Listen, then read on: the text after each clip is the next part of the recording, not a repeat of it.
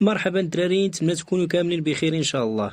من مفاجآت تصفية كأس العالم 2026 تأهل منتخب الرأس الأخضر للمرة الأولى في تاريخه، ولتصبح قائمة المنتخبات المتأهلة على الشكل التالي: منتخب رأس الأخضر، منتخب غانا، منتخب الجزائر، منتخب مصر، منتخب تونس، منتخب المغرب، منتخب باراغواي، منتخب أوروغواي، منتخب كولومبيا، منتخب البرازيل، وكذلك منتخب الإكوادور، منتخب أستراليا، منتخب أوزبكستان، منتخب كوريا الجنوبية، منتخب الأردن، منتخب إيران، منتخب الأرجنتين، منتخب نيوزيلندا، منتخب اليابان.